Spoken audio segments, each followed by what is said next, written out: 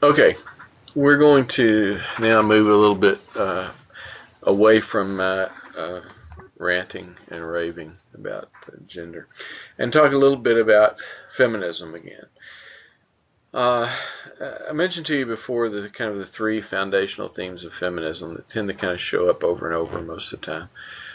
One of the new themes in feminism, though, is the notion of kind of broadening um, that focus to include not just issues related to women, but issues related to gender in general. So attention to gender and all gender relations is fundamental. Men's issues as well as women's issues. Now, I think that's a decent thing and it's a kind of important. But it's a little bit it's still going to be kind of unbalanced because you've got one group that's been dominant and one group that's been oppressed historically. So to talk about men's issues, yeah, okay, there are some, but not as vital and not as important to us probably as women's issues. But I wanted to throw this in there to say that that some of the notions of feminism are expanding and really kind of include all kinds of gender issues, not just things related to women.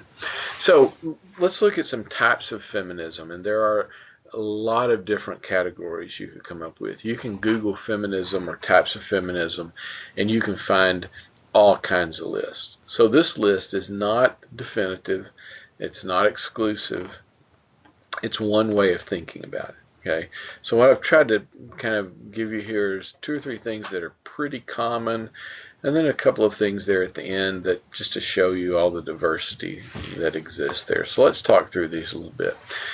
The first one is liberal feminism. Now, one of the things that I want you to kind of get is that liberal feminism is not the most liberal on the political spectrum.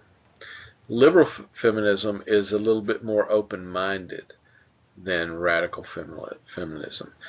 If you were looking at the liberal conservative political spectrum, radical feminism is more on the liberal end than liberal feminism is. So the language here is a little bit different and a little bit it won't be confusing to you, but just know that that's the way this is set up.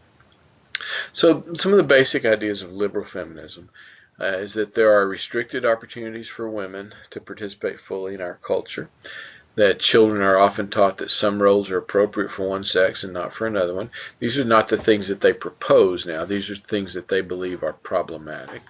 And if you think about that second one I just read, that of course relates to that Christian complementarianism idea that women should do certain things and men should do certain things. Third thing there, conforming to traditional gender roles leads to social or parental approval and reward, and violation of that leads to disapproval and punishment. And then that we develop stereotypes that support these roles. So liberal feminism kind of says, here's kind of the problem we're dealing with. Women are restricted. We teach these roles that may or may not be appropriate. If you conform to those roles, you get rewards. If you don't conform, you get punished. And we develop stereotypes that tend to support those roles, good or bad. Okay? Those stereotypes that they say are supported and that are problematic for us within liberal feminism are the stereotypes that you would probably be able to kind of come up with on your own if you just thought about it. That men are more aggressive and outspoken, they have better physical strength and stamina, they have more initiative, they have more intelligence, they're more logical and more objective. That women are more emotional, more passive, they don't have the physical strength and stamina of men. They're followers rather than leaders, they're intellectually inferior, they arrive at decisions through intuition rather than logic, and they change their minds all the time. Now, stereotypes, become stereotypes because there's some level of truth in there somewhere. If something is just completely false and doesn't hold up at all, it doesn't become a stereotype. The problem is that we take those little grains of truth and we turn it into enormous ideas, and that's where we get stereotypical thinking that's usually problematic for us. So if we look at these are things that you can think through, and we can talk about a little bit, but you understand what these are, and you probably understand the reasons why they exist and the reasons why a lot of them are false. For example, males may seem more aggressive and outspoken. Well, maybe. It depends on what the aggression is like. If the aggression is physical aggression, beating somebody up, shooting somebody with a gun, or stabbing somebody, men are more likely to do that. However, if the aggression is verbal or subversive or kind of covert, women can be just as aggressive as men. Okay? The other problem with ideas like that is that if we say, well, men are more aggressive than women, well, the question is always, well, is that a natural tendency, or is that something we've taught? For example, if you're a woman in business and you become aggressive in your career, we come up with names that we call you that are not too complimentary, right?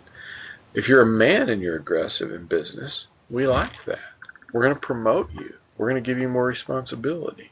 So even if some of this stuff is true, we still have the question of, is it true naturally, or is it true because we've socially constructed it and reinforced it? So that's always there too. Do men have greater physical strength? I don't know. My example always is, if you've ever watched a woman have a baby and you're a man, you realize men are not stronger than women. And if you can watch a woman give birth and still think men are stronger than women, then you're just being an idiot. Because if childbirth were up to men, our population would die out rather quickly.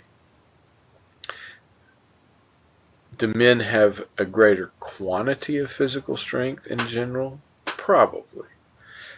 But, per pound?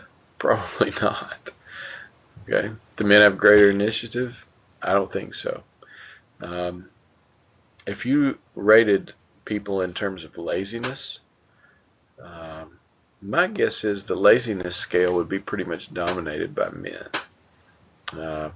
If you're a woman and you've ever had that stereotypical, again, scenario of giving your husband that list of things that you would like for him to do, and a week later, 2 weeks later, 3 months later, he hasn't done those things, and if one of those things was to, I don't know, fix a latch on a door because that's kind of his thing, or cut the weeds behind the fence because that's his thing, and he just doesn't do it. And he says, oh, I'll do it, I'll get around to it. Well, women don't tend to do that. I think men probably possess less initiative than women in lots of areas. Are men smarter than women? Absolutely not. Now, are there little bits of research that show us that men may be stronger in some particular areas of intelligence and women are stronger in other particular areas of intelligence? Maybe so. Okay. But are men smarter than women? No.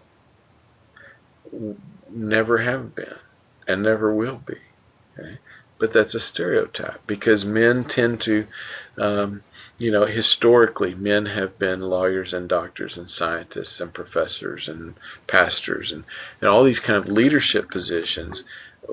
Well, higher education has been more accessible to men. Jobs have been more accessible to men, which puts men 30, 40 years ago, if you went to a high school and looked in the chemistry and physics and trigonometry classes, they were dominated by boys because girls weren't supposed to take those classes. Well, that's not true anymore because we finally figured out that was ridiculous.